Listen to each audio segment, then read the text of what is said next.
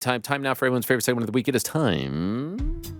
It's time for a good old-fashioned Q&A, MMA fans. Ladies and gentlemen, the moment has arrived to hear from the man himself, Ariel Helwani. I was just trying to give Mike Heck his shine. Studios in beautiful New York City. Oh, yeah. It's on the nose. Bye. And now, to answer your questions, get out of your seats I just got an and on email your feet that my because computer is here ready. is Ariel Helwani.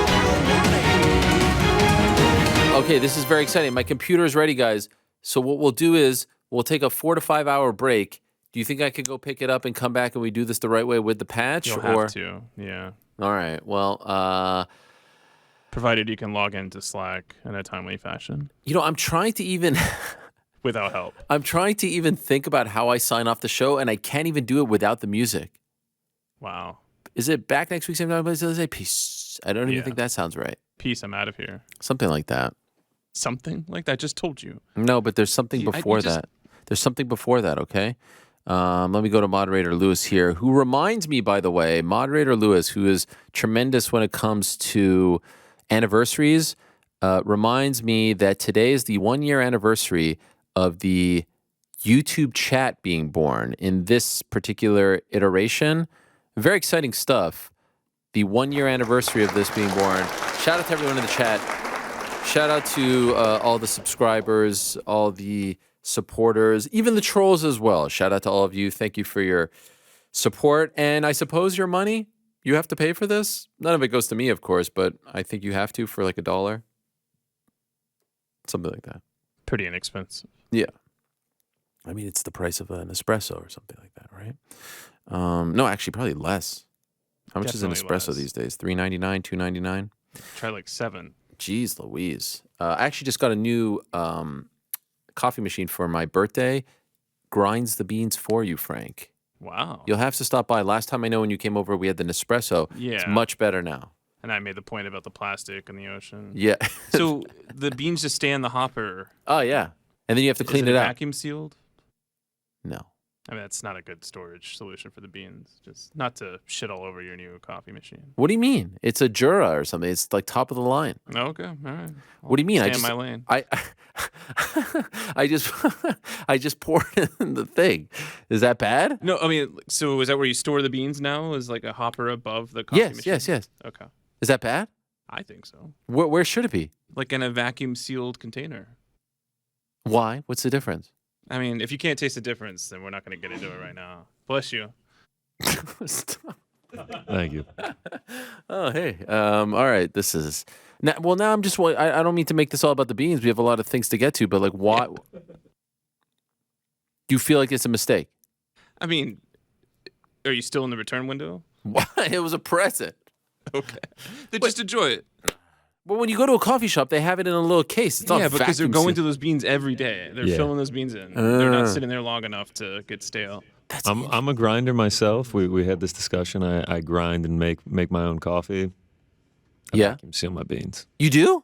Yeah, vacuum seal. What does that mean, vacuum sealed? Keep them fresh, man. You don't want them to go old. Keep the aromas, keep everything in there, and then as soon as you take it out of the vacuum seal, you grind it up and you brew it. Ariel, do you pour your wine into a decanter and just leave it on the counter? I don't drink wine. So you pour the thing. I also have a decanter. I'm a decanting type guy. You pour the thing and you just wait until, like, you only pour as much as you need?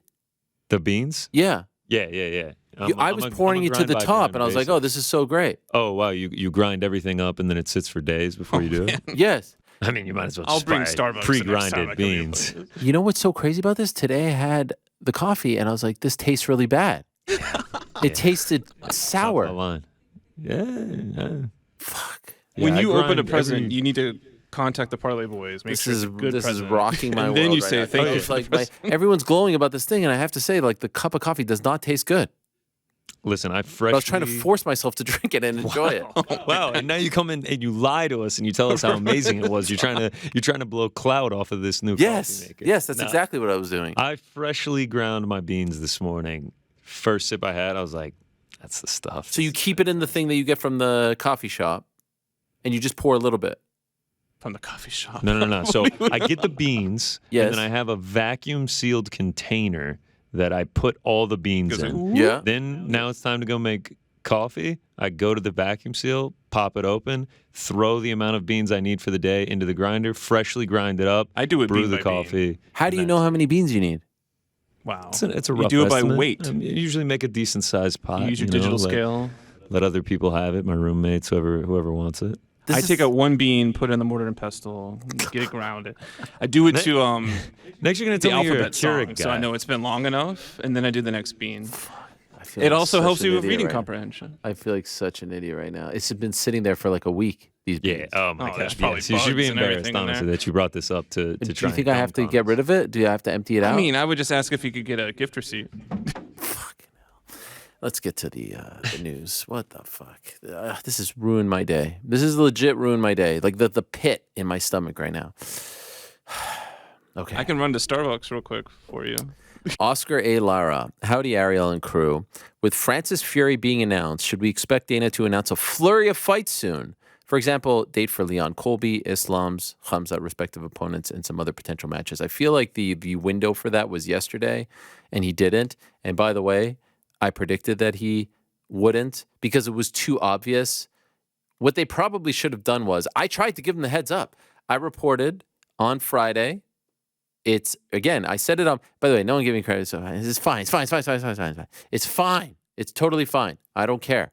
Okay. I'm not petty like that. But on Friday, I didn't report close to being done. I didn't report targeted. I didn't report in the works. I said close to being announced. All right. I went right through that stop sign, close to being announced. Then on Monday's show, I said what? To chill. Not close to being announced. Excuse me. Not close to being finalized, not close to being done, not close to being whatever. It was close to being announced, very close to being announced.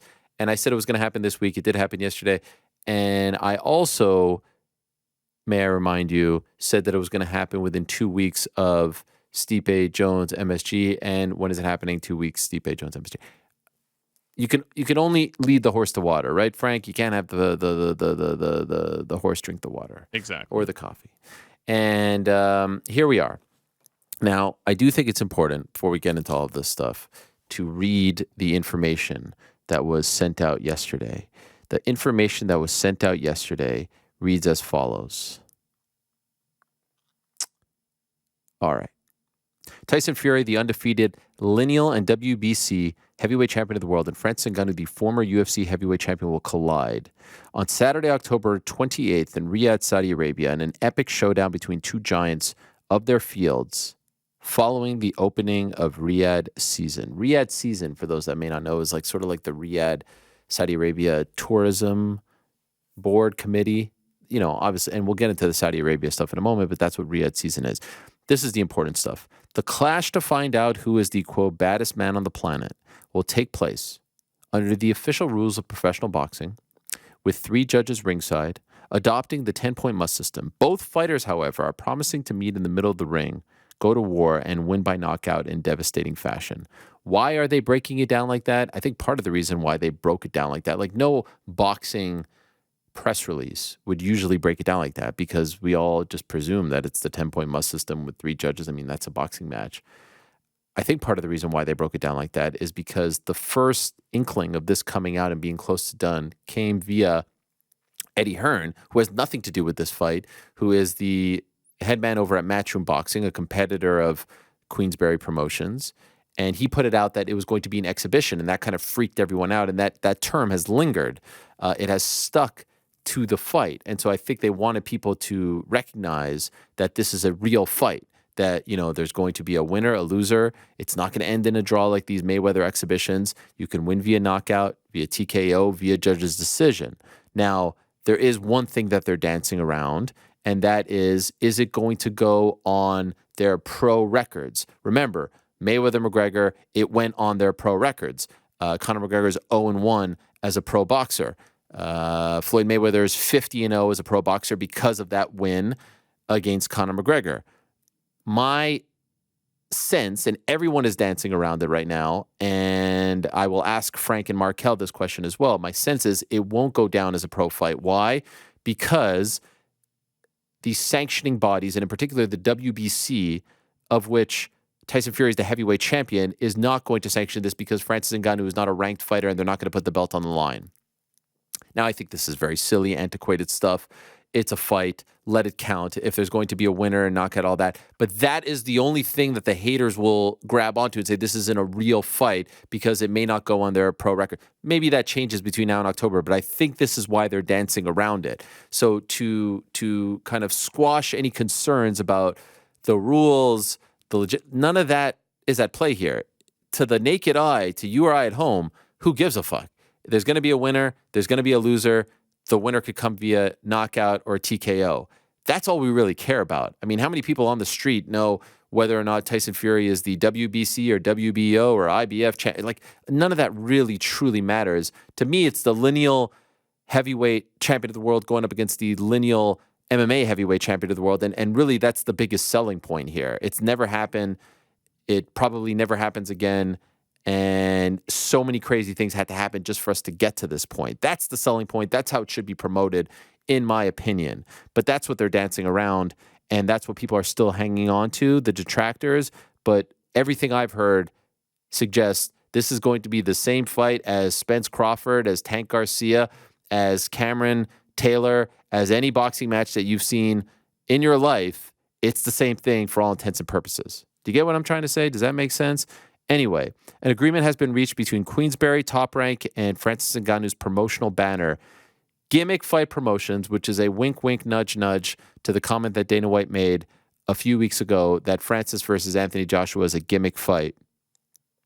This is obviously spelled Gimik Fight Promotions, to partner with Riyadh Season to host a history-making event that will capture the imagination of fight fans around the globe. So that's the top line stuff. That's really what you need to know.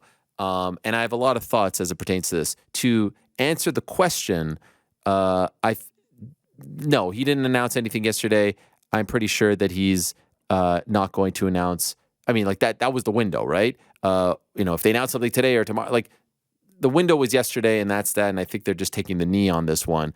What they should have done was, when I reported on Friday that it was very close, don't announce Jones Miocic, and they surely know that this was coming. It's going to be on ESPN Plus pay-per-view. It's most likely going to be on TNT Sports box office in the UK. Queensberry, I know, does some business with Endeavor. Like, they know. They're on the inside. They know. They should have kept Jones Miocic in their back pocket and announced it yesterday afternoon. That would have been the counter-programming announcement. But they didn't do that. They announced it Friday afternoon, and so that's that. But I do want to talk about like the reaction to the fight and the fight itself, because I've seen a bunch of stuff, and it's all kind of bubbling inside of me. Number one, let's make something very, very clear right off the bat. I see a lot of people, especially in boxing. It's the boxing community that is poo-pooing this the most, I feel. And they love to get all, on their high horses and sanctimonious here. And to a degree, I think disingenuous when talking about stuff like this, because they love to talk about how this is the thing that is ruining boxing. It's this thing that's ruining boxing. Not all the other crap that has happened, not the judging, not the promoters, not the business, not the managers, none of that stuff.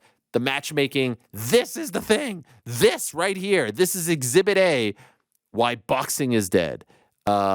Ignoring the fact, obviously, that boxing is having one of its best years ever, that it seems like almost every week a unification bout is being made and being contested, where we're getting the fights that we didn't think we were going to get all in the span of months this year. Tank Garcia comes to mind.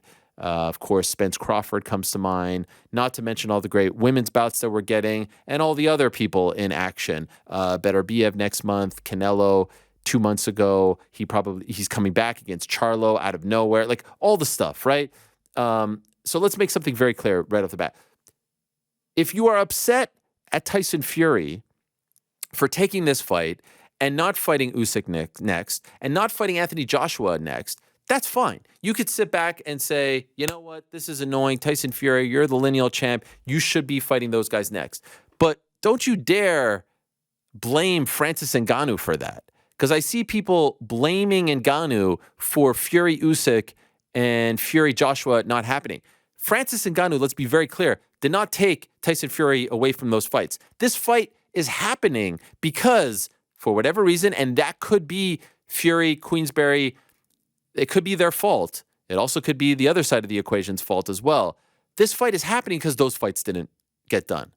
We know that those fights were trying to make them happen, and they didn't happen. And as a result, Ngannou came in through the back door and was able to, quote unquote, secure the bag, which is a term that I despise, but that's what the kids like to say, so I'll say it for these purposes.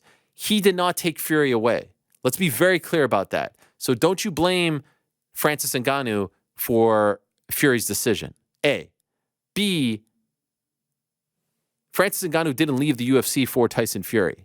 We're not getting Jones and Ngannou because of Tyson Fury. He didn't pull him away. And I see people making the comparison to Mayweather-McGregor. This isn't even Mayweather-McGregor. Mayweather, to a degree, was the shiny toy that took, that like, Conor was on this thing, and then he went on this detour, and then he went back to MMA, and that kind of like messed up the timeline.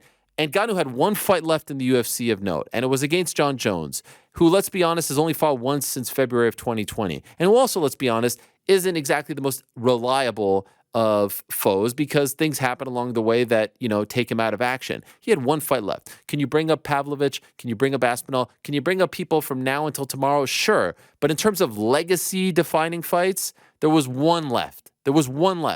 Okay? And I see people bringing up the word legacy a lot. Like, this is going to ruin Francis Ngannou's legacy.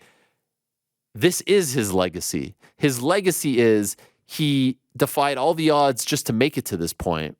He was able to survive and make it to the UFC. He was able to be a successful UFC fighter. He was able to overcome stumbling in a very public and embarrassing way in his first UFC title fight. He was able to overcome the public and embarrassing performance, the shame that he received after the Derek Lewis fight, and work his way all the way back up to become UFC heavyweight champion, and then bet on himself with a busted knee that required surgery, which his doctor and coaches told him not to fight on, able to win down 0-2, and then able to fight out the deal, sit out the entire year, go under the knife, and then get publicly released, even though he really didn't get released. He was done. He was a free agent at this point, but the narrative switched to, he's being released. He wasn't released. And then have the patience to sit for 5-6 months while everyone telling him he was blowing it and fumbling the bag and all this stuff, to then getting the historic PFL deal and then getting the boxing match against the lineal heavyweight champion of the world. That's his legacy. His legacy that he made all that happen as a result of everything that he did in the UFC.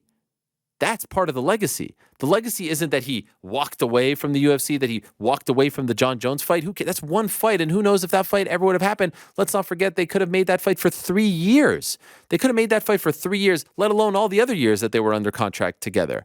So this idea that one took the other away from whatever their timeline was supposed to be is absolute hogwash. The idea that this fight is ruining boxing is absolute hogwash because A, there's a million great fights happening this year, and there's a million great fighters in action fighting the absolute best. Haney, Lomachenko. I mean, I could go on and on and on about all of this. Anyone who is saying that, because I see people in the mainstream saying that, like, what is up with boxing? This is another idea of boxing, failing. This is another example. This is the state of the heavyweight division. We may not be getting Fury-Usyk, but we're getting Usyk and Dubois. It's a solid fight. We're getting Joyce Zhang. We're getting Joshua White. The heavyweights are fighting. Are they fighting each other? No, but maybe there's a little bit of a tournament going on here. And if you include Wilder and Ruiz in that mix as well, hopefully all the winners of those fights are going to, fight each other. That's what I'm holding out for. But this isn't an example of boxing being dead or the heavyweight division being dead. And this isn't an example of Fury taking Ngannou away from the UFC. And it's certainly not Ngannou taking Fury away from boxing. Now, the other thing that I love is that the same people who are parroting the narrative that Francis Ngannou was too scared to fight competition, the man who survived shark-infested waters, who was put in isolation jails, who was arrested multiple times, the man who literally defied the odds to survive, to live. The fact that he's alive and breathing right now, and let alone thriving, is a miracle in its own right and should be turned into a movie. That guy is afraid to fight the competition in the UFC. Those people have been saying that for the last 6 years. He ran to PFL. He ran to the B leagues. He ran to the C leagues. He ran to fight the lesser competition. That guy and those same people are saying about that guy that he's going to get his ass whooped, that he's in over his head, that he's going to get skunked, that he's going to get embarrassed. So, my friends, which one is it? How could the guy who you said is ducking the competition now going to get his ass whooped by the baddest man on the planet, the heavyweight champion of boxing? Which one is it? Tell me which one it is. Is he scared of competition? Because if he's scared of competition, why is he taking the fight that, according to all of you, he stands no chance to win? Which one is it? Pick a damn lane. Or just don't pick any lane because you're making fools of yourselves. He's either ducking or that's what they're saying. He's either ducking or and how could he be both? How could he be both? How could you be ducking competition and taking on this massive fight that you're like a minus, the dude Fury's like a minus 1,000 favorite or 800, whatever the hell it is. It doesn't make sense. Do you understand what I'm saying? If he was truly ducking the tough fights, he would go out and fight some bum in boxing and he would go out and fight some bums in MMA. He's not doing that.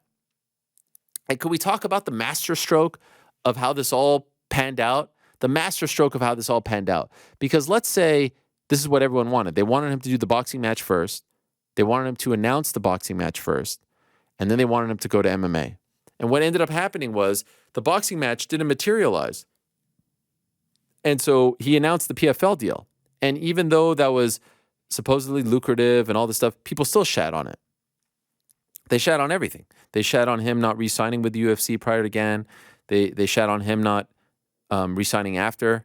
They shat on him not re-signing over the past year. They shat on him not re-signing to fight Jon Jones. Everything they shat on. And now he ends up getting the PFL deal 5 months after he leaves, so they shit on the timeline. And then when he gets the PFL deal, it's like, oh, I thought you were supposed to do boxing first. This was an error. This was a failure. This was a fumbling of the bag. You were supposed to do the boxing first. You told us you were going to do the boxing first. But the beauty and the brilliance of this all is that the pressure is now off going into the Fury fight. If he didn't have the MMA deal secured, the history-making deal, everything in 2024 with PFL, and he goes into the Fury fight and he gets embarrassed like all of you say he's going to get embarrassed, his stock goes way down after that loss. There's a ton of pressure on Nate Diaz going into Jake Paul. If Nate Diaz beats Jake Paul on August 5th, he can headline UFC 300 against Conor McGregor. He will have the world eating out of the palm of his hand. He'll have the whole world in his... He will have everything at his disposal if he knocks out Jake Paul on August 5th. If he loses to Jake Paul on August 5th, if he gets knocked out by Jake Paul on August 5th, you don't think his stock goes all the way down? You don't think the demand for his services goes all the way down? Guess what? It does. From the UFC to PFL to Bellator to ONE to Ryzen to boxing. It goes all the way down. Right? Francis, if he loses, he's got that deal already. He's got that deal. Now you could say on the flip side, if he wins, the deal's worth more, and perhaps, but he's got that security. So to me, the timeline, the way it all worked out, initially everyone thought, wow, what a failure. You left the UFC for the PFL as the heavyweight champ and you had nothing else. Now you see how it all played out. And isn't that what we said? Just wait. Just wait. Can we wait to see how this all plays out? Why the rush? Why the absolute rush to determine whether or not this was a success or a failure? Why the rush? Why couldn't we just wait till it all played out? Even after the PFL deal, I said, just wait. If he comes back and signs some deal to be on some Fugazi streaming platform, fighting some top 30 heavyweight, then you can say, all right, this kind of is underwhelming. It's the PFL and it's the top 30 heavyweight. This is not what we signed up for. I would have been the first to say that. And I said that on that show afterwards. I said, let's just wait. If he ends up being on some sort of weird platform fighting some no-name guy, then maybe this didn't work out as he planned. Instead, he's fighting Tyson freaking Fury in a real fight with real stakes attached. And then when he's done that, he's got a fat PFL deal waiting for him. How could this be a failure? And I get it. Trust me, I get it. It's weird in this day and age to celebrate someone's wealth, especially athletes' wealth. I mean, I'm following soccer and these guys are getting $100 million deals, and I'm following the NBA and these guys are getting insane money, and we're sitting back and being like, what the hell? It's a recession, it's this and that, and these guys are making all this money. Who wants to root for money? Who wants to root for wealth? especially when it comes to the athletes, right? We just, and especially when it gets in the way of our dreams, our dream fights. I just want to sit back with my betting app and my beer, my wings, and I want to see Jon Jones and Francis Ngannou knock each other's heads off. That's what I want to see, and this got in the way of that. And so I get it if you're not, like screaming up and down for someone becoming a multi-millionaire. I get it. But please, let's not confuse, Kylian Mbappe and Declan Rice and Damian Lillard with Francis freaking Ngannou.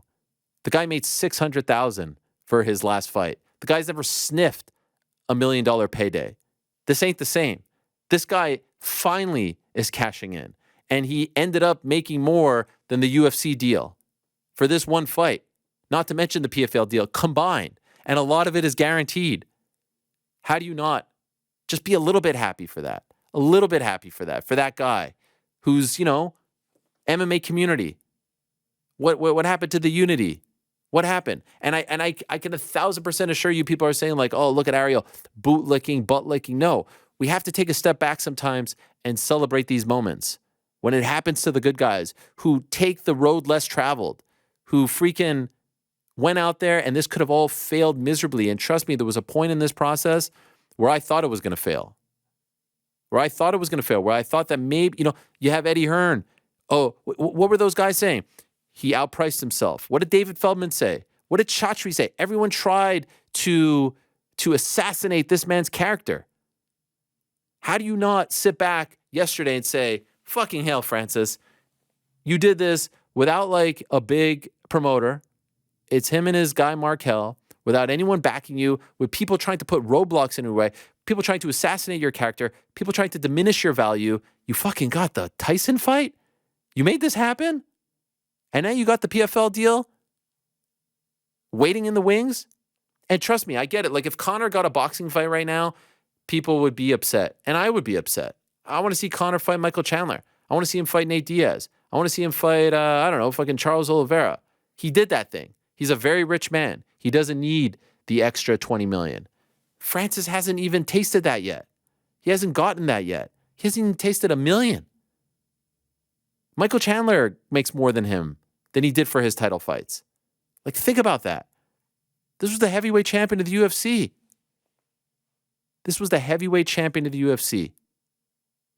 And he didn't even sniff $1 million. And speaking of the UFC, if you want to direct any sort of anger, oh, here comes Ariel talking about this. No, excuse me. They could have made this fight in a flash. It's airing on ESPN Plus pay-per-view. Top Rank is on ESPN Plus. Remember when I told you that ESPN could sit at the table and say, hey, PFL, hey, UFC, bring me Jon Jones and Francis Ngannou? It would have been even easier to do it for Fury and Ngannou. Because now it's not even two MMA promotions. It's, hey, let's recreate the whole damn thing all over again that we just did with Mayweather and McGregor. And this time you don't even have to deal with another network. It's all in-house, baby. They could have made this deal in a second.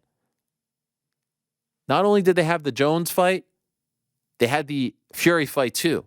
And don't tell me for a second that they weren't interested in the Fury fight, because 2 weeks ago, and this is the best part of this whole thing, 2 freaking weeks ago, Dana White was campaigning to have Fury fight Jon Jones. So how is he going to spin it now? How is he going to tell the world that this is a joke fight, a gimmick fight? You were trying to make this same fight, and we know you were trying to make it to get it away from Francis, and that's all fair and good. All's good in love and war, right? All's fair. But 2 weeks ago, you tried to make this exact same fight. In fact, you tried to make it into an even bigger gimmick because you tried to get Fury to come over to the UFC, which is, to me, a bigger gimmick than Francis going to boxing. Because at least here you're stripping away all the martial arts and you're doing one, as opposed to one guy adding everything to his plate. Come on now. You tried to make that fight happen 2 weeks ago. How are you going to tell us that this is the gimmick fight? I can't wait for the spin. I can't wait for it. They literally tried to make this fight, and it didn't happen. And somehow he was able to beat him too, and they could have made it happen. And dare I say, they probably could have made it happen relatively easily. So everyone was so quick to judge, and now they're moving the goalposts, and now they're saying, oh, well, he's going to get whooped. Oh, now they're saying that he's gonna get embarrassed and that he's gonna, ruin his legacy and all this nonsense. Trust me, everyone has lost to Tyson Fury. You think Francis losing to Tyson Fury is any different than Deontay Wilder losing to Tyson Fury? He lost twice to Tyson Fury. People still want to see him fight Anthony Joshua or Andy Ruiz. It's not that detrimental. Even if he loses in 2 rounds, it's not that detrimental. He's just going to go back to his thing. He dared to be great. The same way so many others have done it, and we have, applauded them for it. And the people who are saying, well, this is a stupid mismatch, like, is it any greater of a mismatch than Val Woodburn against Bo Nickel? Is it any greater of a mismatch than the JDM fight that we're getting this weekend? It may not be as pronounced and as talked about, but we see mismatches every single week in MMA and in boxing. We talk about this all the time. Is this any different? It's not any different. So ultimately, if you are saying, what's the point? If you are saying that, oh, he's just going to lose, what's the point? What would you have preferred the guy do? Really? Would you have cared more if he went to Bellator and fought Ryan Bader? Really? Would you have cared more if he just went to PFL and fought Ante DeLilly? Really? Who would you want him to fight?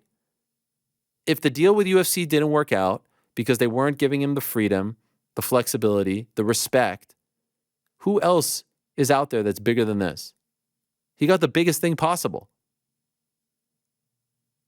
So I think it was a masterstroke on so many levels, as I just outlined. And,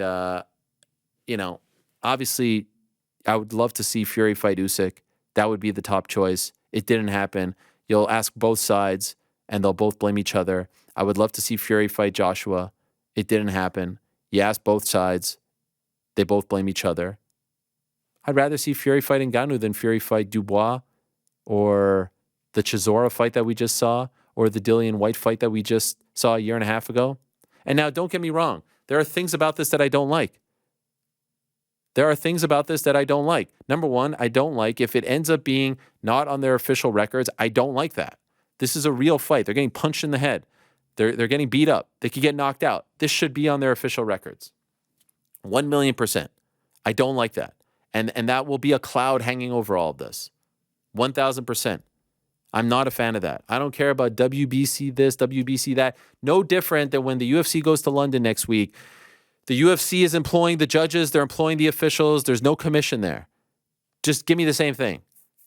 Give me the same thing and put that on their records. If it's an official fight, if it's not an exhibition where it's like there can't be a winner and there can't be knockdowns, this needs to go on the records, in my opinion. And also, and this gets very complicated, I don't love the fact that it's in Saudi Arabia. Now, before you get all crazy and send me all kinds of anti-Semitic comments, please listen to what I'm saying. I don't like the fact that this is in Saudi Arabia, just like I wouldn't like the fact that this would be in Miami. I don't like the fact that this is in Saudi Arabia, just like I wouldn't like the fact of this being in Houston. I don't like the fact that this is in Saudi Arabia, just like I wouldn't like the fact of this being in LA. I don't like the fact that this is in Saudi Arabia, just like I wouldn't like the fact of this being in Madison Square Garden. This could only be in 2 places, in my opinion, and it only should have been in 2 places. Number 1, UK. Wembley Stadium, Tottenham Hotspur Stadium. Those were the 2 options. Number 2, Las Vegas, the fight capital of the world. T-Mobile Arena, Allegiant Stadium. Those are the places, those are the 2 areas that it should have been. London or Las Vegas. So this is not a Saudi Arabia thing. There's no connection to Saudi Arabia. I'm a big fan. I was having a conversation with someone recently, a promoter, who asked me this question. Why do you think we don't sell enough tickets? And I said, you don't sell enough tickets because you're not booking to the market. Pro Wrestling 101, book to the market. Why was Sami Zayn in Montreal at Elimination Chamber such an event? So emotional? Because he was in Montreal, his hometown. Now, of course, you could put guys in different venues and it's a big deal, but it's that much better and it's that much greater, as we've talked ad nauseum on this show, when they have a connection to the market, when they have a connection to the venue, to the stadium, to the city, to the state, to the country. These 2 guys have zero connection to Saudi Arabia. Zero. Absolutely none. So that to me makes it feel sterile. It makes it feel, it just like there's a disconnect. Same reason I didn't want Jake Paul versus Tommy Fury there. Same reason why I didn't want Joshua versus Usyk. Now I get it. They're paying big bucks. They're the reasons why he's making multi-million dollars. I still think he could have made that money elsewhere, but Saudi Arabia, they are guaranteeing that money. And so please, let's be very clear when I say this. I don't like that it's in Saudi Arabia, not because of the politics, not because of what they may or may not represent, not because of sport watching or anything like that. It's because I love when fights have a connection to the market. And so he has a connection, Fury does to UK, and obviously Ngannou lives in Las Vegas now. But Las Vegas is, of course, the fight capital of the world. It's the one place on the planet where you don't need a connection because that's just the place that hosts the biggest fights of all time. Even MSG would feel a little weird. Even Staples / crypto would feel a little weird. Vegas, UK. Not happening in either. Now, we could take it a step further and we could say, yes, it does open up the can of worms of all the stuff that's going on with Saudi Arabian sports that's affecting golf, that's affecting pro wrestling, that's affecting boxing, of course, with the other promoters. We could talk about sports washing and all that stuff. And I'm just going to, you know what that's all about. And it opens up a massive can of worms. And there is an element that's uncomfortable about it all. That being said, that's something that they're going to have to deal with. That's on them. And guess what? Saudi Arabia has invested a lot and has purchased a lot and has made an impact in the world of soccer, probably more so than anything, bringing over, the likes of Ronaldo and so many others. And obviously in WWE with the deal that they have with them, gigantic. Obviously with golf, massive. Live, PGA now coming together. They haven't quite jumped into the MMA world. This is the first time really that an MMA fighter is somewhat linked, right? That is likely, from what I'm hearing, going to change very soon. Now, it's not going to be with the UFC. UFC has their deal with Abu Dhabi. Extremely rare to have the Abu Dhabi deal and to have the Saudi deal. It's just this is deeper. This is way, it might be Frank's pay grade, not my pay grade. It's like here, okay? But it ain't happening, all right? But another promotion is deep in talks with them for investment, for an infusion of cash, for events happening there, et cetera, et cetera. So it's going to happen. It's going to be something that we're going to have to talk about, and it's going to be a thing. This is the first thing as far as MMA is concerned, not boxing. And so, yeah, that's a thing. But my comment about it being in Saudi Arabia is more to do just with the fact that like the atmosphere and the connection just isn't the same. It isn't. You can't tell me that, Paul Woodley won in Cleveland felt the same as Paul Fury. It just didn't. It did not, in my opinion. I was at one, I was not at the other, but like just watching it on TV, one felt much different. So there's some that I love, and there's a lot that I love, and there's a lot that I like, and there's some that I don't like. But overall, to me, this was an unbelievable masterstroke by Francis Ngannou. He got it done, and, I've seen some stuff, and I can't wait to hear what everyone says now. People blaming me for steering him wrong. I had nothing to do with any of this. I wish I could sit here and take credit on this Wednesday. Nothing to do with any of it. The guy went out, bet on himself, took the road less traveled, and won. He won when so many don't win. This dude, who people took for granted, from Cameroon, won. That was question number one. How are we doing as far as, time? We're doing great. Mr. Slow J, what's up, A-Boogie? Francis versus Fury. Other big winner, Stipe. Why does it feel like the UFC knew about this boxing match and had no choice but to cave into Stipe's big money demands because there are 0 other big money fights for Jones? Otherwise, what took so long for the Stipe-Jones fight to finalize? Well, they did explore the Fury fight and it didn't come to fruition, and they knew Stipe was there.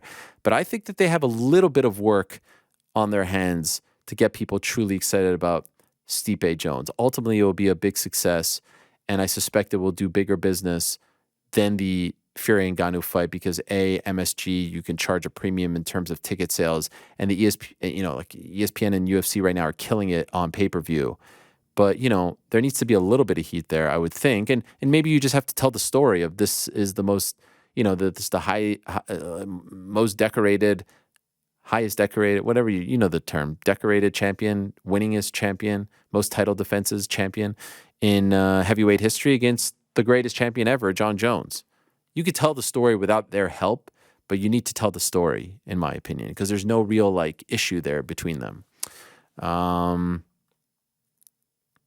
It took so long. I don't even care to see it happen. I think you'll change your tune come November. On the other side, Francis' story is so damn inspiring. Jon Jones fighting is must-see TV, and he's one of the biggest stars and biggest draws in the game. It will do just fine. But I do think it's an interesting thing that this fight is happening, the Fury and Ngannou fight is happening 2 weeks before the Jones fight. And I also think that one thing might hurt the Ngannou Fury fight is the fact that October 21st is UFC Abu Dhabi, and we suspect Islam Makhachev is going to be on that card, and that's going to sell very well. And then October 28th is this pay-per-view, and it is worth noting that this pay-per-view is going to happen during the day here in America. And, Saturdays in the fall, there's college football on. There's a lot of competition. The NFL is in full swing, so media attention is, very much focused on that on the weekend. So they've got a lot of things, as opposed to this happening on a Saturday afternoon in July or August. It's a different ballgame in October. So there's a lot of things working against them. But again, the Saudi money, it's guaranteed, and that pressure is now off their shoulders to a degree. So stay tuned. But there's only so much money. If you're an MMA fan and you want to support this fight and watch this fight and you're interested in this fight, the Francis fight, you're being asked to spend on October 21st, 28th, and November 11th. That's 3 pay-per-views in less than a month. Max, Shalom Ariel, have you ever given thought to having a tremendous counter graphic for each show, ticking up with each tremendous uttered, whether by you or anyone else? We can have a baseline per episode, and over time, going above a certain number indicates a truly elite episode. Dare I say tremendous theater? Frank, are you writing this down? Thanks for everything. Is Max implying that I overuse the word tremendous? I don't think he's saying you overuse it. It sounds like he's saying that. I mean, I think you're reading too deep into that. He's just saying it gets used a lot. Can we get a tremendous counter too? I've never noticed it. All right. Pecan Pie up in this. Hey, Ariel, you and the guys went back and forth on what Volk's next fight should be, Islam or Topuria. One option I'm surprised hasn't been brought up is Aljamain Sterling if he wins at 292. All signs point to him moving up if he wins in August. Could Volk's next fight be Aljamain attempting double champ status, or is Topuria the more attractive option at 145? It's very interesting. I guess the reason why we're not talking about it is because that fight needs to play out, and so we don't want to disrespect Sean O'Malley. Also, we don't know how long Merab is going to be out for. So maybe Aljo gets another fight in before Merab is ready to come back. We don't even know if Merab's first fight back is going to be a title fight. So there's a lot of what ifs there. And I think for Volk, moving up rather than defending the belt against the guy moving up is more attractive. So that's why we're focusing on those two. And Topuria has certainly put in the work at that division, but not to say that Aljamain wouldn't deserve it. And perhaps it's inevitable, but it feels like something that is more likely to happen next year. Andy Koufax says, Ariel, I love you.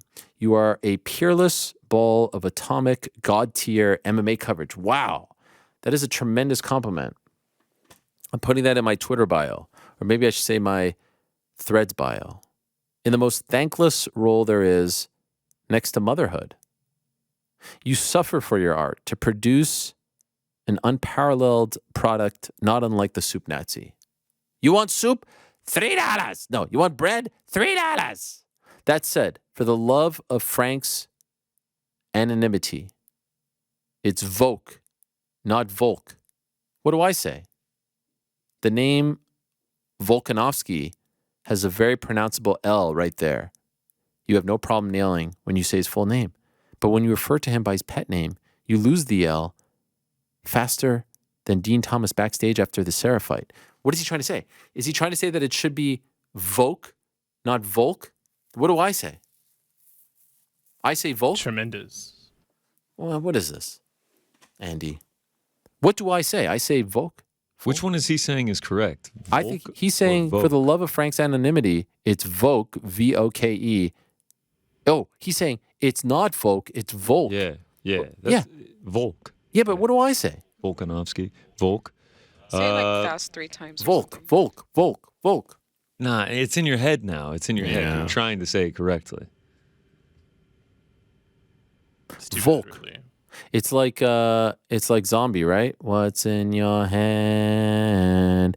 In your hand. I don't know, man.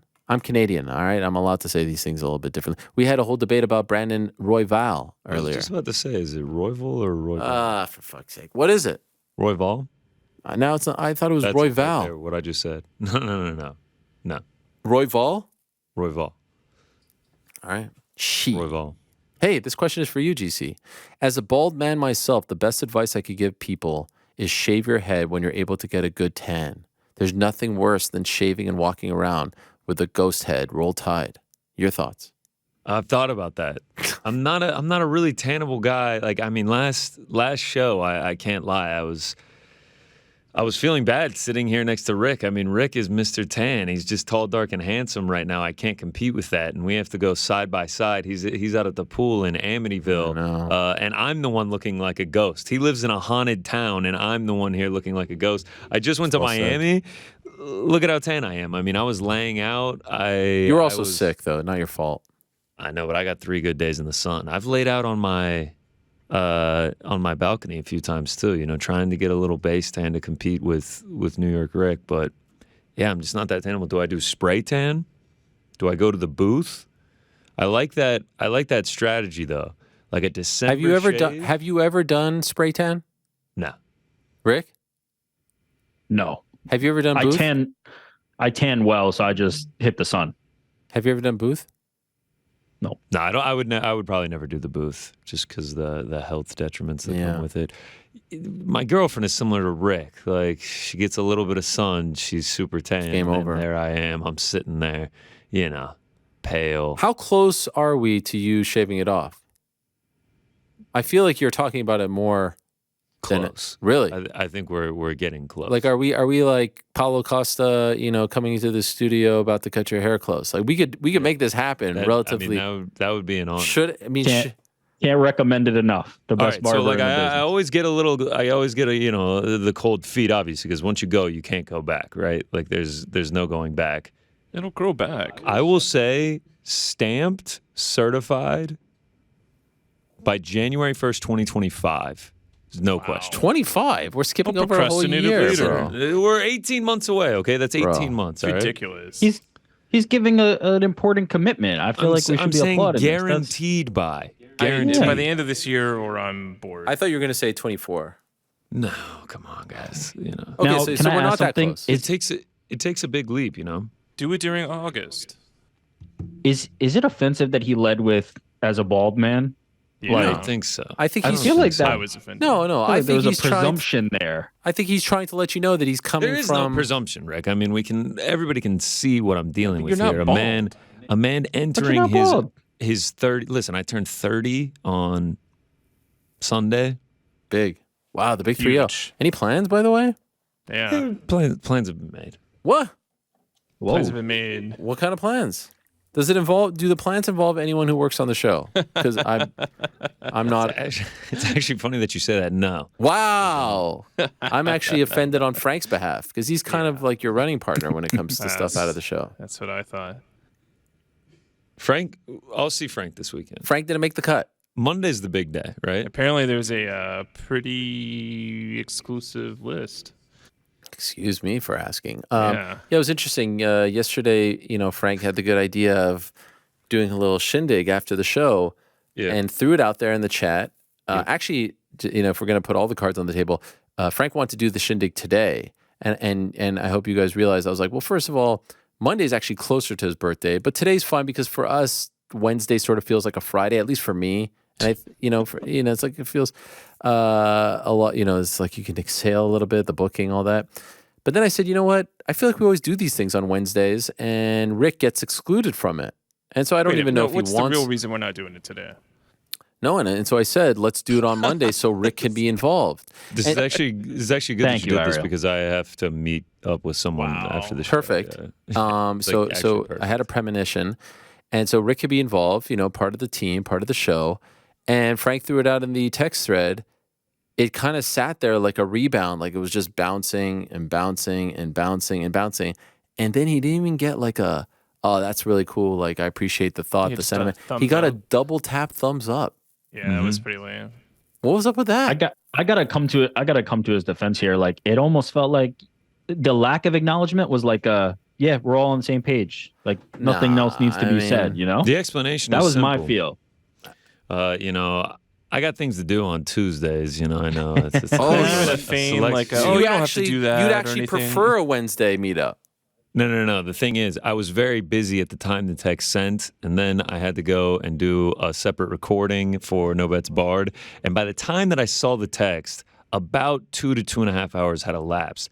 I didn't want to pull a Frank, as we call it, and respond, and I'm going to be like, what is this? What is he talking about? So the double tap was my way of being like, saw it, thank you. Wow. I mean, what you said was also very vague. You know, am I getting a cupcake at lunch, or are we like going out to a It's just 5-star something. dinner? What it was? Yeah. I Well, mean, you know, I mean, I'm if Ariel's trying to- involved, the plans are the plans will up in change the the air. last. Big.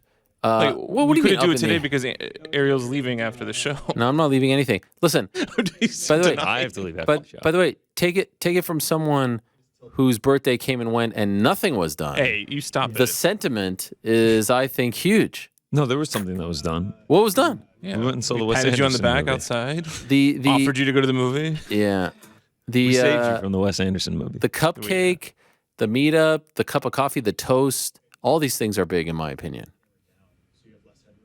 A cup of coffee. Anything.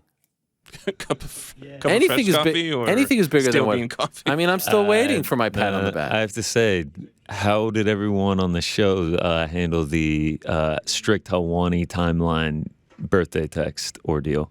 Yeah. Oh, I mean,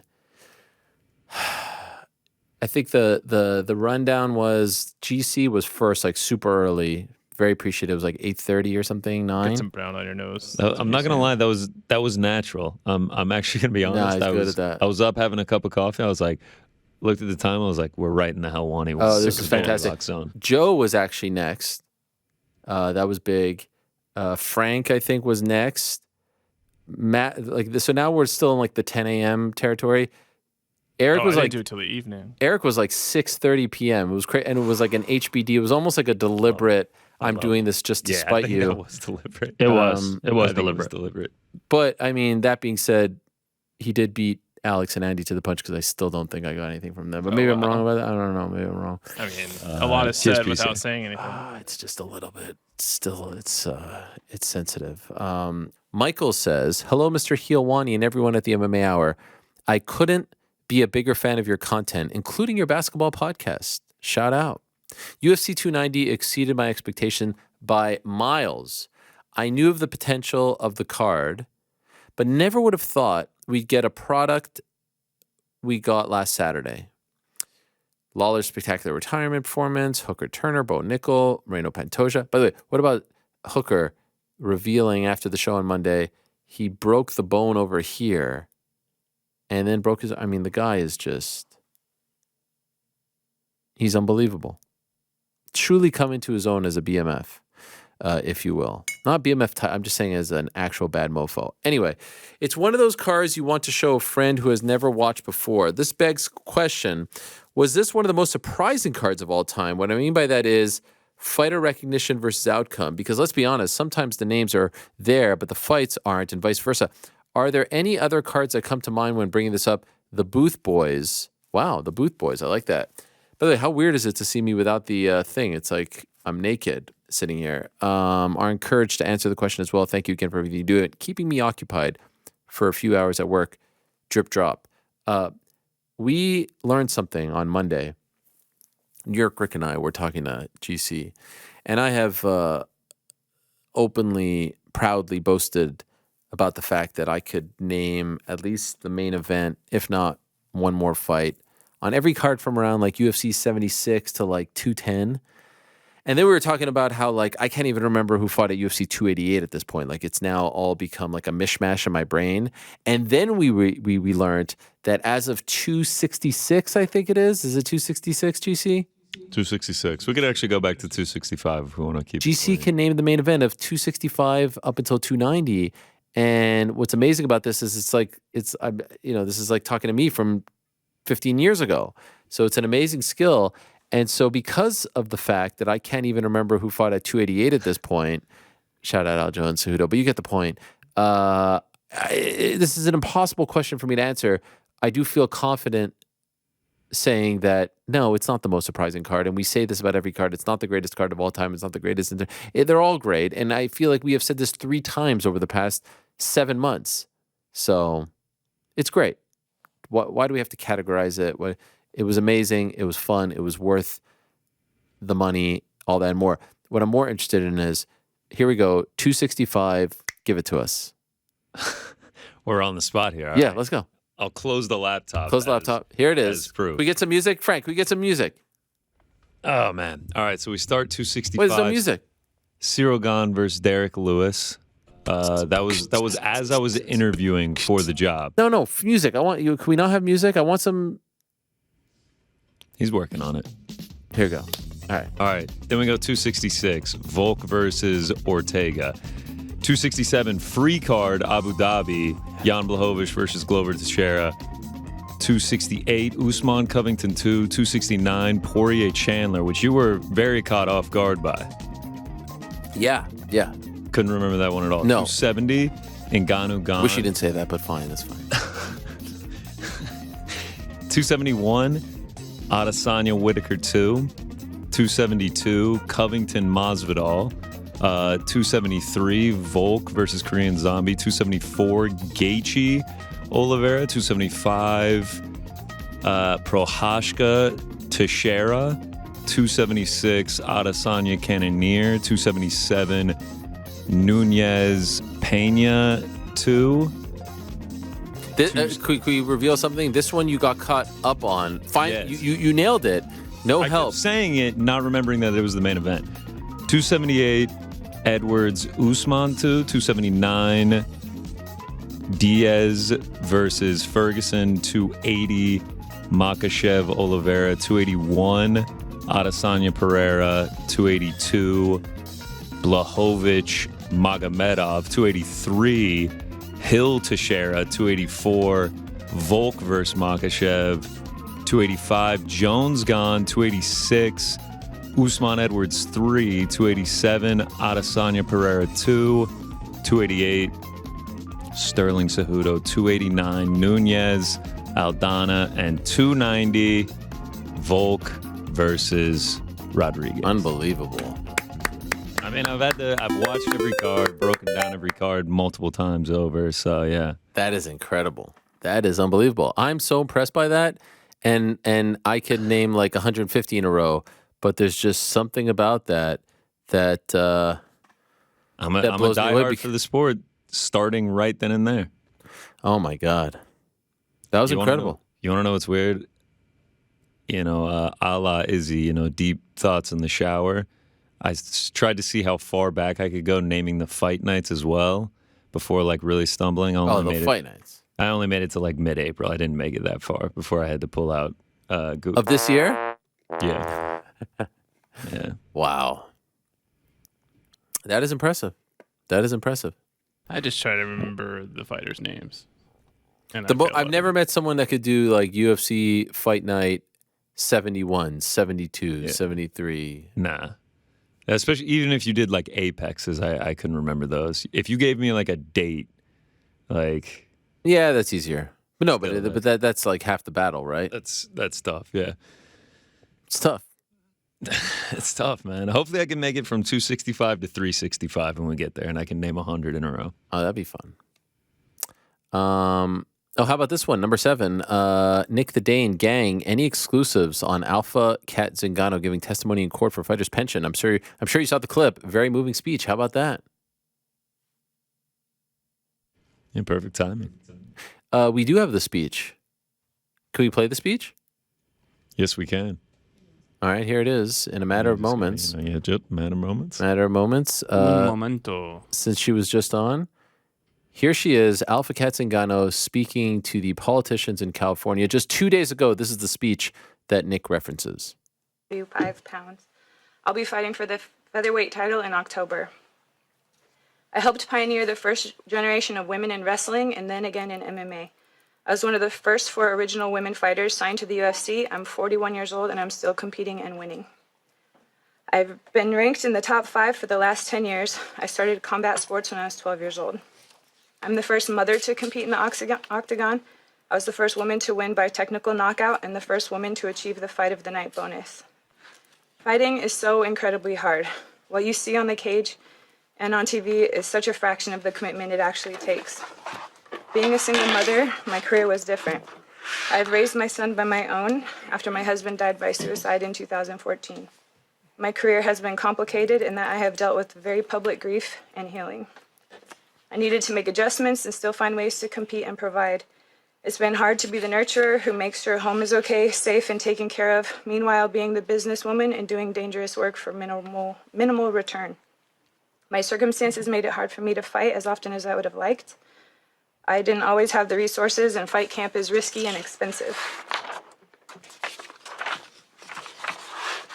The cost of special food, the constant driving, the private lessons, and the physical therapy, the paying of coaches and managers adds up and can take over the whole winning. There is little room outside of the regiment to eat, sleep, and rest. If you get hurt because you are off your game, those bills come knocking as well. Fighting has been my purpose, my expression, and it lets me cope. I've met my best friends, I've traveled the world, I've shown my son what's on the other side of quitting, and I'm proud of what I've built. I'm asking for this pension because fighters readily do give you their all. Many are currently struggling financially and physically after their impressive and devoted careers. We cannot simply throw them to the side. Spectators have been shielded from seeing the amount of work and effort that goes into both winning and losing. Fighters deserve a better cut of what they bring to the table and a plan to look forward to for all that they have done. I am truly grateful for this sport. To be able to set goals and to use it as an outlet has gotten me through some of my darkest days, and I know I'm not the only one experiencing that. Please consider this pension for the longevity and health of our past, current, and future fighters. Thank you, man. Wow. Thanks for coming. That was great, right? Can we get her on the show? Yeah. She's awesome. Shout out to Kat Zingano. So there you go. We'll see if it happens. And hopefully it does. And you know what? Shout out to Ronda Rousey. Great that she's involved. And I know her WWE contract is coming to an end. Perhaps she's itching to get back in there. What about Ronda in studio, one-on-one, bearing the hatchet with old Helwani? One of the great misunderstandings of my career is the rise and fall of my relationship with Ronda. Truly one of the great misunderstandings. Speaking of, yes, Ronda Rousey, Chelsea Chandler at Media Day supposedly has said that she has heard Ronda Rousey is coming back at 145 pounds. The talk show host, Chelsea Chandler. Isn't that her name? Andy liked that one. Come on, someone. I like that one, but I can't lie. I thought you were actually being serious for a second. He probably was. Yeah. Does she train with Ronda? Like, who's her source, bro? MMA fighter Chelsea Chandler claims she heard Ronda Rousey is returning to MMA, but in the featherweight division. Imagine that. Imagine the featherweight division gets saved, and then it would be one of the biggest fights in UFC history. What's going on? Is everything all right? You just looked the around. Door closed. The boogeyman. Closed. I didn't know what was going on. Chelsea. Oh no, sorry, not Chelsea. Chelsea Chandler versus Chelsea Handler would be a big fight, but Ronda Rousey versus Kayla Harrison, that would be gigantic. Yeah. Oh yeah. The shit talking leading up. 145. Sign me up. I will say I do agree with what Kat Zingano said about Cyborg buying the URLs. A bit weird. Who wants the URLs? She did it to Kayla too. Who wants the URL? Do you see what happens if you go to alphakatzingano.com? No. Have you? Yes. Look at what happens. Alpha Cat. This is like something that would happen in 2008. It's very weird. Plugs the merch nicely. I know, but it's like, that's your name. What is Kayla? What does ArielHelwani.com bring up? Who knows? I love how you're gosh, like, it's Cyborg again. can I borrow Is a it? laptop? I just Nah, I'm need just kidding. it for Slack. And then here you are. No, I said Google and Slack. Oh, okay. All right. Oh, wow. ArielHelwani.com is like a Chinese... Squatter? Oh, no. Don't go to ArielHelwani.com. Uh-oh. No, Jesus. You have just sent all of YouTube to ArielHelwani.com. I shouldn't have done that on my work laptop. Yeah, don't go to ArielHelwani.com. Can I tell you, if I type in arielhelwani.com, it takes me to my Twitter page. What? Yes. Are you typing in the address bar or the search bar? arielhelwani.com. No. I'm at arielhelwani.com, and Oh, yeah, it's weird. Twice. This is Okay. definitely going to get flagged, and I'm going Okay. to get fired. All right, all right. NSA is calling My right days now. are certainly numbered here. Stephen Lanzi. I wonder why that goes to that. St- Are you looking at it? I don't know what it is. I closed it. It's horrible. Okay. Yes, it is horrible. Why is your name associated? I don't know what's going on. That is kind. definitely Is it getting scary or what? It's not scary. No, I don't even know. It's Is it wildly inappropriate. NSFW? Yeah, Yeah. to say the least. Stephen Lanzi, and also he is the owner of the page. Writes Stephen Lanzi. Writes This plain is speak. awkward. Shalom Ariel with a Spanish accent. Wow. Ariel. 2 questions. Where does Bobby Knuckles go from here? What about that post yesterday from Bobby Knuckles? I mean, what a mensch, huh? So gracious and respectful in defeat. He was already in a Holloway-esque purgatory position in the division, having beaten most of the contenders and lost multiple times to the champ. He's teased a move to 205 in the past, but he looked quite small against DDP. Could he be the one to welcome Khamzat or Bo to the elite tier of middleweights? Yeah, I tell you what, I don't hate him against Khamzat. But I don't think it's going to happen next. Bo, not yet, no. But I say he stays at 185, and, it's a crazy division. And just because he lost to DDP, who's about to fight for the belt, yeah. It's fine. He was at 170 for a long time. I don't think he goes back to 170, and I think 205 is just too big for him. Where does the class action suit against the UFC stand? The promotion's self-guarding act of introducing sunset clauses to contracts was integral for Fury and Ngannou. What implications does this have for the future of the business? Yeah, there's a lot of journalists who have been covering that very closely. John Nash and who else? There's other. I mean, he might be the best one. And it's still a thing, and it has definitely affected some of their decisions to let people go, to not be as ruthless, to not be as dominant, because they want to show that, hey, there's there are other options. We're not a monopoly. So this has all been very strategic. And yes, the old way of structuring contracts did, to a degree, help Francis, although it did take a while for him to become free. Dante DiVincenzo is able to leave the Golden State Warriors after their season ends in late May, and he's able to become a free agent on July 1st. If you're going to become a free agent following a UFC run, you got to wait a really long time, unless you're just going to say, for some people they've done this, and that's part of the strategic effort to show that they're not as ruthless as they may come across. Hey, you're going to leave. We're going to let you leave. But with the big dogs, they're going to keep you around. So, yeah, that's what makes this whole thing so special. The obstacles that he had to overcome just in the past year and a half to get to this point. Insurmountable. Unheard of. And he was able to make it happen. Will, hey Ariel and the rest of the MMA crew, thought you guys did a great job on Monday discussing everything surrounding the whole DDP Izzy buildup and how ugly the situation could be. I have to say, I don't know if I've ever gotten so much hate for a discussion, which I thought we had pretty much down the middle for the most part. And what I thought was most interesting about the amount of hate that I read, the small amount, I would say it was 5%. What I thought was most interesting about it was the vast majority of it would mention that I am Jewish. The vast majority would either mention that I'm Jewish or that I am someone who, supports the state of Israel, who is proud to be Jewish. It's weird how all that comes up. Why any of that should have anything to do with this is interesting to me. But, there's an obvious reason.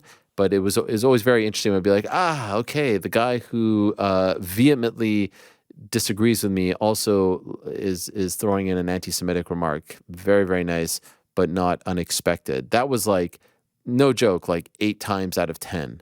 I still don't really understand some people's take on all of this. And I will say I have one regret from all of this, and it's that we missed one clip which emerged on Monday night from, I think, a Twitter page called MMA News Africa 2. Is that at GC? Am I right about that? Yeah. Do we have that clip? Yeah, we have it. Well, there was a clip that emerged that the main thing that DDP and his team, especially his coach, who seems like a great guy, he seems like a real great guy. And I would, love to have him on the program one day. It seems like we can have a really nice, civil conversation. The one thing that they love to say, and the fanatics love to say, is that he never said real African. Show me where I've said real African. Because I think that's what sparked this all. And again, this is all about how Izzy and Kamaru and Francis perceived those comments. And then this Twitter account, and I knew in the back of my mind that he did. I knew I wasn't making it up, but I had not found it. And then this Twitter account revealed that he did say it very early in his UFC career to Dan Hardy. In case you missed it, here's the clip. He's a whole lot of rankings in front of me, and I can jump a few more to get in that top 20 and start making my way to that title, because that's ultimately what I want within the next 2 years. Want to be the first real African champ, trained, born, bred in Africa. Want to be the first real African champ. And I see a lot of people say, like, hey, trained, born champ.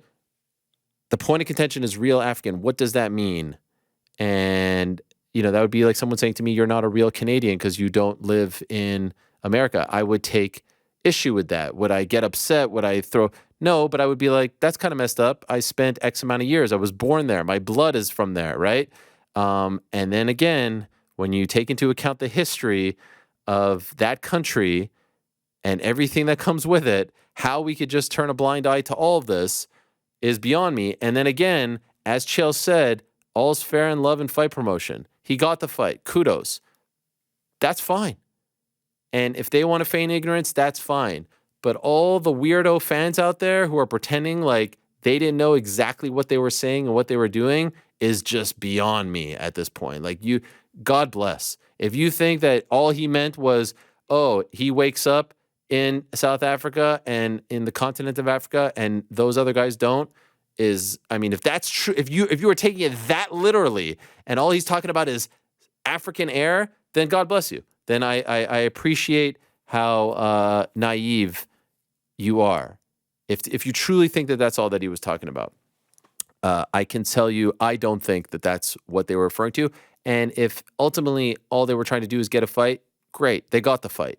And I don't wish any harm. I don't wish anything. And I do think Izzy has made some missteps too in all of this. But let's not kid ourselves about where it started. And I don't think it would have ended up here. And to the people out there who are saying you are creating a divide, I'm creating a divide. What are you talking about? I'm trying to enlighten and show you the timeline, the chronology of this whole situation and how it started. That's all we're doing here. And trust me, a lot more is probably going to come. But a lot of you are acting very weird. And I would just say, like, keep the anti-Semitism in your pants. It's very bizarre that X plus Y is equaling A. You know what I'm saying? Do you think they would do that in the hype up videos leading up to the fight? I think it's a fair question. Basically what this guy is asking, I didn't get to his full question. This is Will. If they're going to use the real African stuff in the buildup, I think they will. Are they going to use everything? Are they going to use Izzy's comments? Maybe not, but yeah, I think they'll use the majority of them. Even in the pre-fight package leading up to his fight against Whittaker, they were hinting at some of that stuff, so I think they will.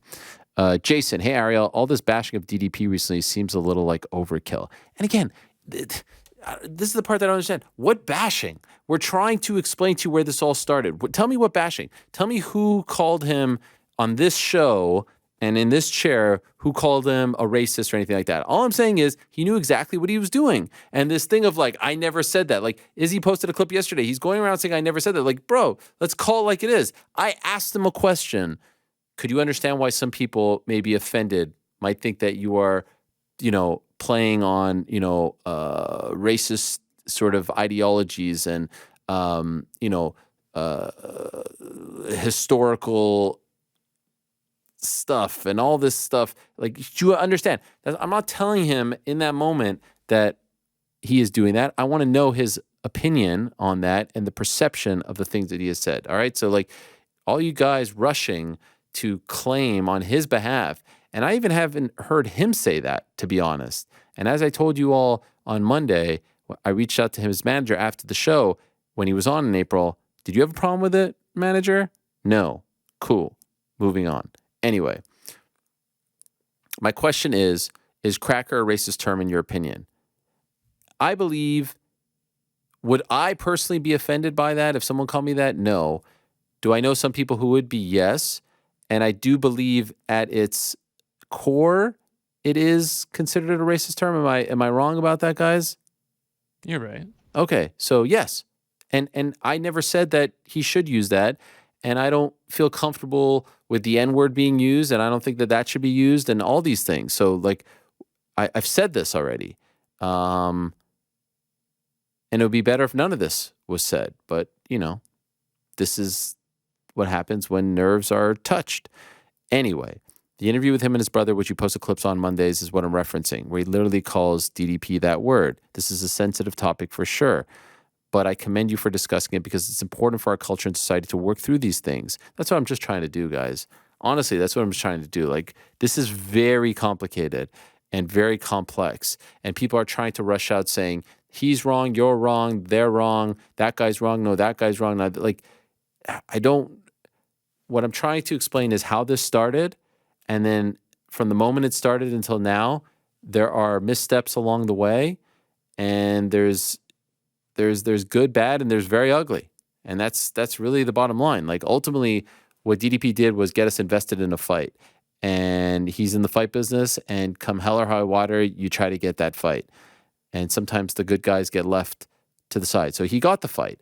But along the way, I think we're allowed to discuss the good, the bad, and the ugly. And there's been good, bad, and the ugly on his side and on Izzy's side as a result of all of this.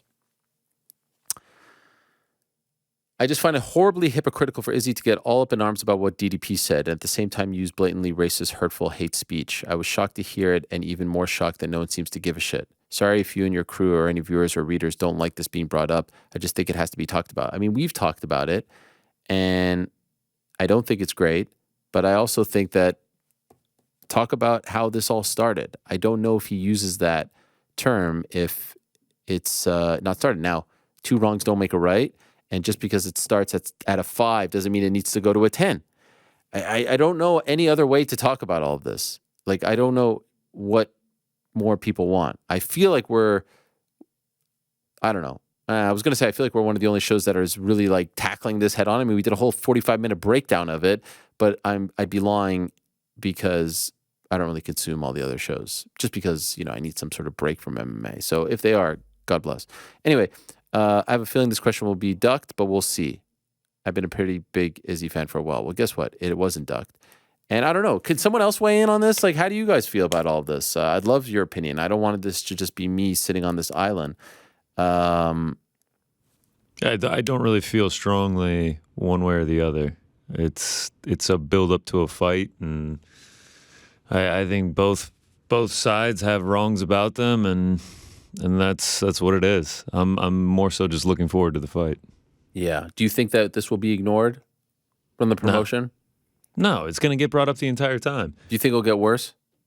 I don't know. I can't say if it's going to get worse or not. I mean, I don't think so. I mean, Izzy in the cage on Saturday night was like pretty aggressive. I don't really know how much more aggressive you can get than that. So, yeah, I mean, kind of is what it is. Like, they're using it to build the fight now, and that's what's going to happen. And I guess you just kind of got to accept that's what it is and look forward to the fight. What do you think, Rick? I think that a lot of the outrage about this, as far as it being directed like toward you specifically, is a symptom of people feeling threatened in their position. If the presentation of the facts makes you feel like you're being attacked, then I think that's time to kind of think about something and reflect on something. If you have an issue with objectively presenting what's being said, then maybe your problem is with what's being said and not necessarily with them being presented. As far as the actual build up to it, I've been on this early, right? When we had this conversation before DDP was even booked to fight Whittaker, I had a huge gripe with the idea that this would be the basis of the fight. Now, my position has changed from that in the sense that DDP has fought and absolutely dominated Robert Whittaker.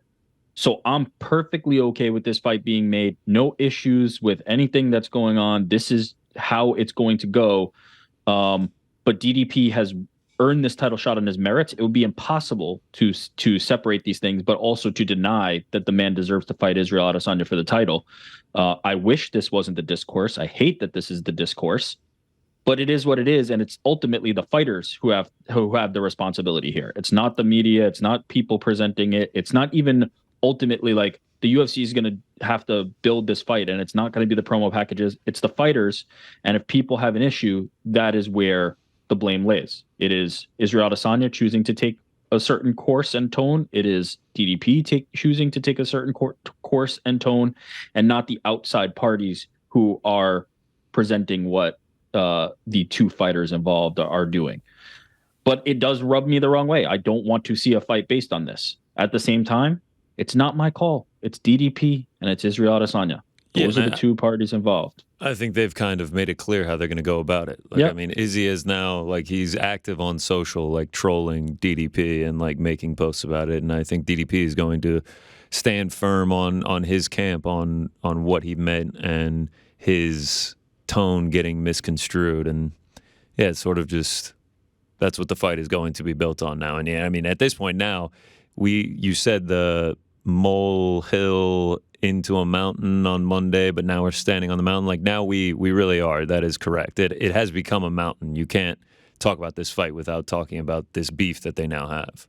One thing you can't deny, we thought that we were entering a territory after Izzy beat Alex and Alex moved up to 205. Like, man, Izzy's going to have to lap some guys again, and this is not very interesting. And here comes this, this locomotive, if you will, that a year ago wasn't really like a factor, named DDP, who earned it, 1,000% earned it. Doubt. He is the rightful number one contender. If he never opened his mouth and had the resume, he is that guy.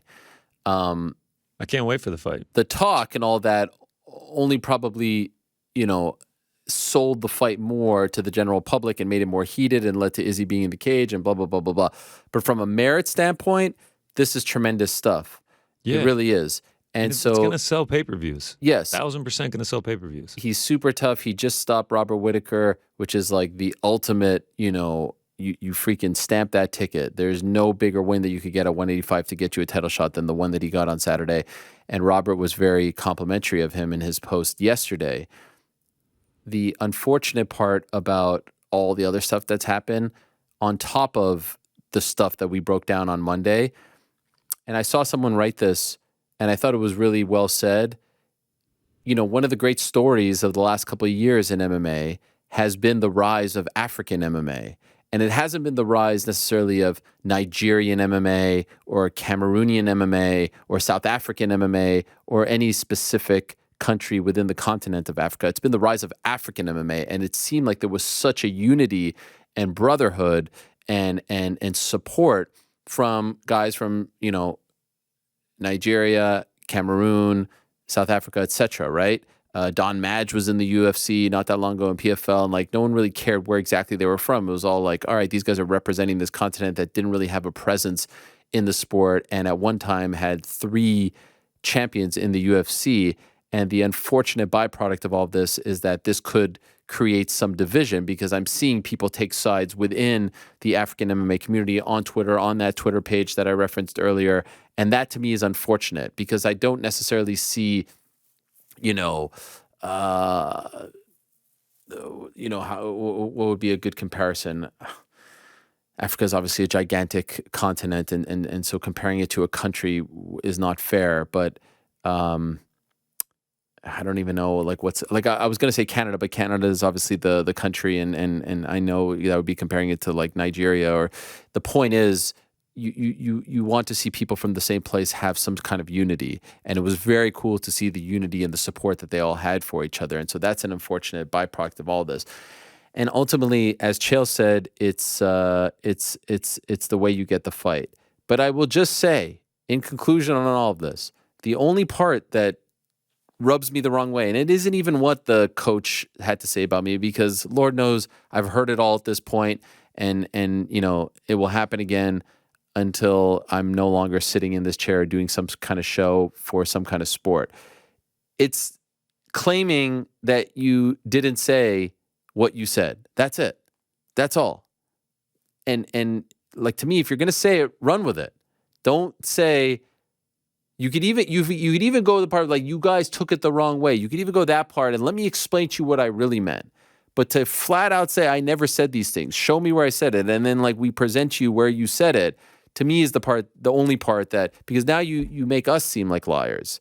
That's the part that doesn't sit well. If you want to come back and be like, look, this is what I meant when I meant this, cool.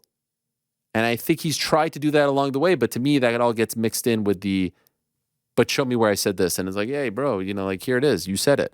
And maybe if he doesn't want that to be the thing, say like, hey, I didn't mean that, so I apologize if that was offensive.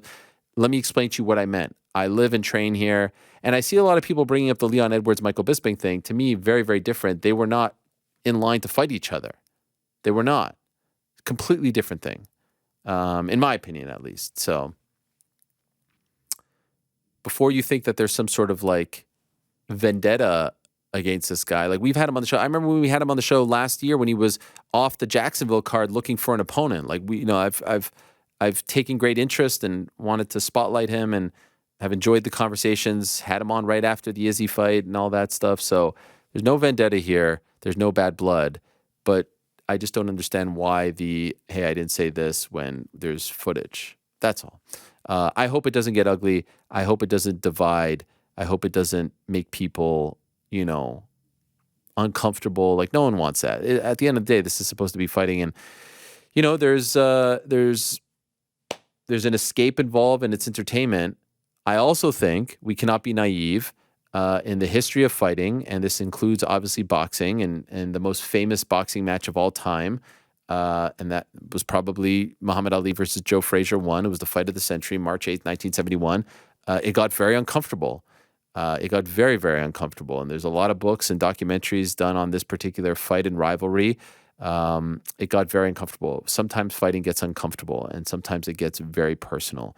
And this particular topic and this type of history hasn't really been brought to the forefront in MMA. But we cannot kid ourselves in saying that this has never happened before, and it will not be the last time. That's just the way fighting is. It gets personal, and history is involved, and politics are involved, and it's just the way it is. It's the way it's always been. It comes and goes. It has been very apparent for some very big fights, and now it's reared its head for this particular fight. Hello, Ariel. We've all seen how Adesanya can handle pressure even when there seems to be animosity against his opponent. But could all the racial talk that will probably happen in the build-up for the DDP fight, is there a chance we see a different and potentially diminished performance by Israel? Izzy seems very fired up already, and I can only imagine things escalating in the next couple of months. Much love to you and the crew. Boy from Brighton, UK. Shout out to Brighton.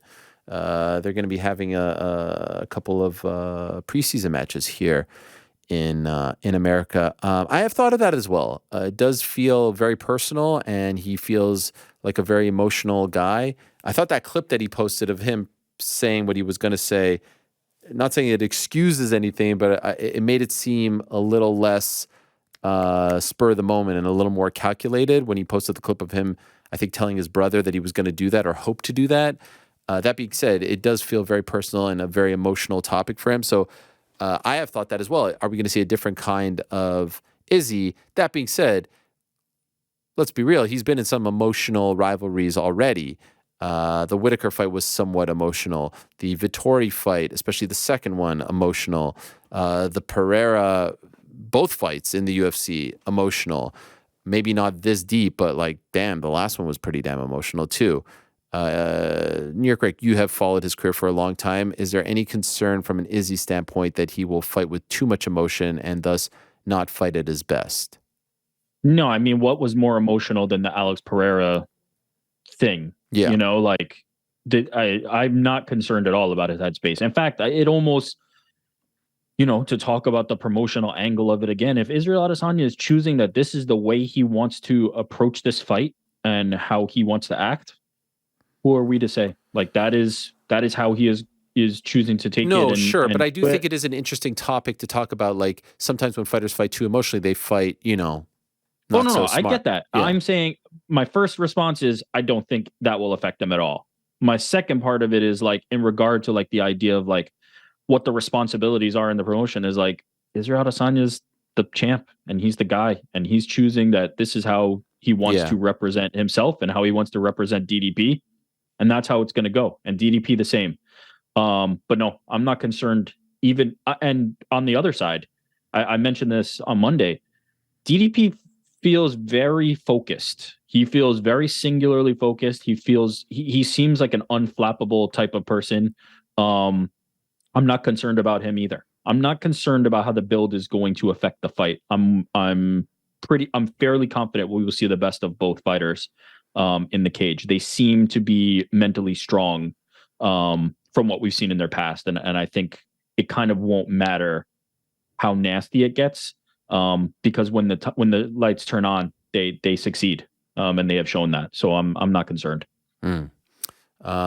We shall see. One more to go, and it's from George Don't Rush St. Pierre. Very fitting. Lord Ariel, for this week's social etiquette question, I want to talk about voice notes. To me, nothing is worse than enjoying a text conversation with a friend and seeing a voice note file pop up. If we're texting 9 times out of 10, I'm in public, at work, watching a show, or in some place where I don't want to drop everything and listen to your voice note. Also, I'm going to listen to you rambling and forget what you said and have to listen to multiple times to craft a response. Either call me or text me. Stop with the voice notes. Thoughts? Now, it's a great question. I must say, I 1000% agree with this gentleman. And especially, there's one thing that is more annoying than this. Just wait for my full comments here because I could just feel New York Rick just wanting to jump in. There's one thing that is more annoying than all of this, and I'll get to that in a moment. But for the most part, especially if you're involved in a text conversation where it's not in it, like there's if you are the initiator and you send the voice note right off the bat, not in the midst of the conversation, I think that's the most acceptable way to send it. Also, it has to be like 90 seconds or less.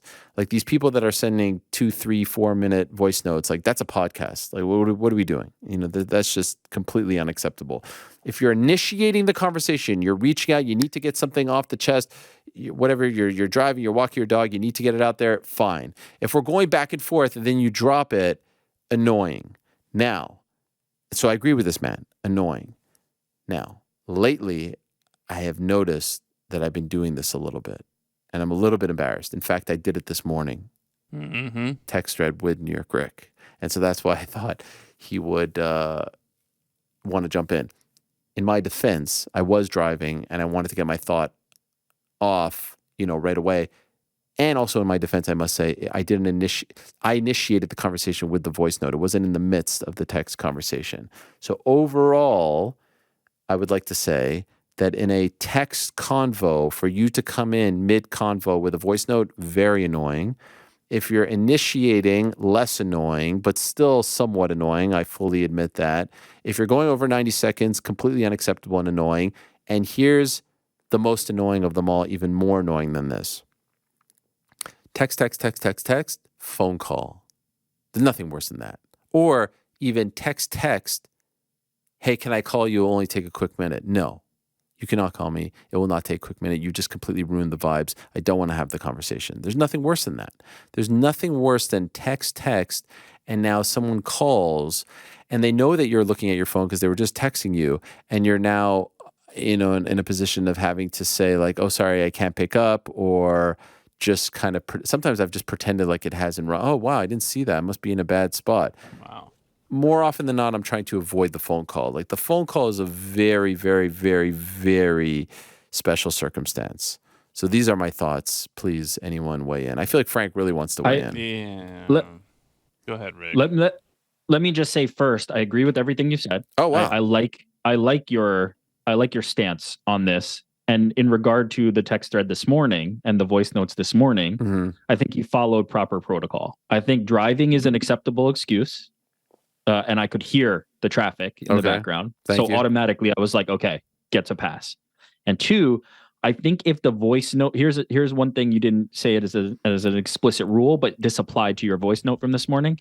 If it enhances the quality of what's being presented, I will take the voice note over the text.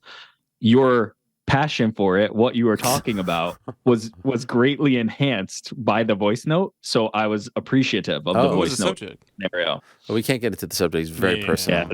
Yeah. Actually, no. All we could say is we have a running text thread. Can I say this? We have a running text thread about a particular program. I'll leave it at that. And Rick, myself, and another person like to vent about this program. And so this was a venting session about the program. I'll leave it at that. And I heard about it later. Right? By the way, nothing to do with mixed martial arts. You did, in fact, hear about it later. Okay. Nothing to do about MMA or anything like that. It's just something we all share in common. I think it's situational. Yes. So as you can imagine, it's good to hear that venting as opposed to sometimes you could kind of lose the passion in the text. So well done. But yeah, I agree with almost everything you said. Yeah. Frank? Yeah. Some people suck at texting. Like they can't articulate themselves well, and I'd rather hear a voice message from them just to get to the point of what they were trying to say. Do you mean like you who responds to texts like 3 to 4 hours later? That is a group text. But you don't even do the thing where you reply to the thing that that's the problem. You just say There's like... a problem? Well, all you have to do is... This is not what the question And was. it's usually just like an LOL, and it's it's like, what is he laughing out loud I want at? to have some sort of... It's been hours. Like, letting you guys know, yeah, I read that. Especially when you say something about me. I'm just like, oh, Yeah, but why don't you just press on the thing that makes it... Now we know what you're talking about. From now I'm just going to send a voice memo. Oh, that's really annoying. That was not the question. And that wasn't even... No, but it got me my thinking. answer It to got me this. thinking. The voice memo to me is just like, if you're going to type up 3 paragraphs, I'd rather just get a voice memo. Right.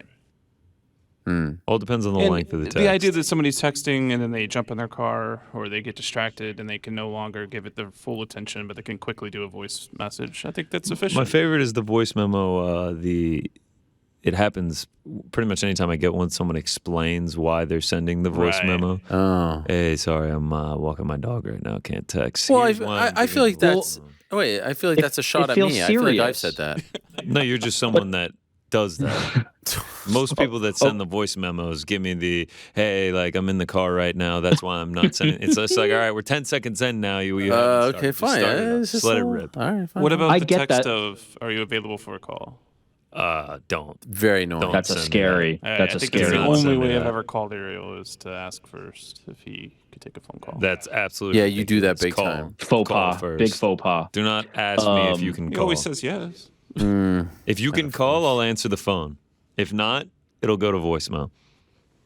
Yeah, I agree with that. 100%. Frank loves that. Hey, you available I for a just feel quick like call? By the when way, you it's get a never quick. call, It's never quick. It feels like it might be more of an emergency than it is. So sending a text of like, hey, like only if you have the time to take the call, I'm gonna call. Otherwise, I can put this onto a text. That's how phones work. You Yeah, call almost somebody. never when I man. see a phone call, am I like, this must be an emergency. Yeah, that's how cellular phones work. I will say the voice note can feel a little more serious, right? Because now it's dropped in the middle, and you're like, what is that? I just feel like I'm about understand to the get something preamble. juicy if I'm getting a voice note. I feel like it's I going to be understand the something. preamble. Usually the T. Yeah. Yeah, some sort of drama's getting. What's Ariel doing? He's checked out over here. What are we doing? So I'm looking up something. I'll tell you what it is. Some people might appreciate this shout out, but there's no greater offender to everything that we are talking about right now. There's one person that comes to mind who is the greatest offender to all of this, and he is known, especially online. He's a personality online in the MMA community. Anthony Evans. There is no one worse at all this. He sends the 4-minute voice notes. He does the, hey, can you jump on for a quick call that ends up being an hour and a half. He is everything we were talking about right now. And I've openly said this to him multiple times. He is the, he is the greatest offender that I know of all of this. Love the guy. Insane. Worst takes ever in the history of MMA. but heart of gold. Oh wow, I passed the title. All right, cool. Oh my I'm happy. God, it's not even.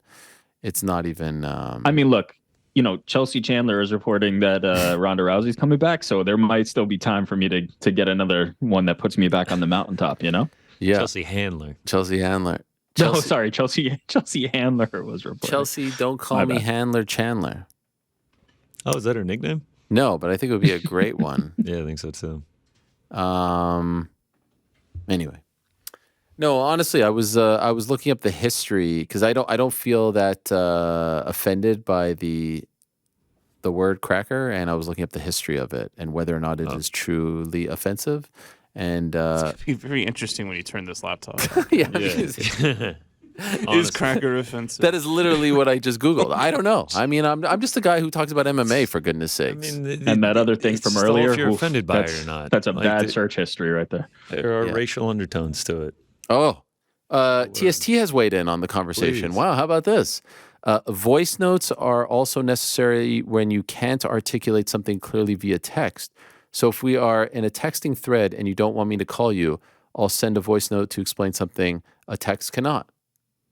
Feels pretty. As he I don't explains get via bothered text at instead of all voice note. by a voice note. No. So is it fair to say that we're not bothered by voice notes and the term? I don't. Oh wow, they're not related. Come on, guys, you got to laugh sometimes. Jeez. I mean, All right. Them's the questions.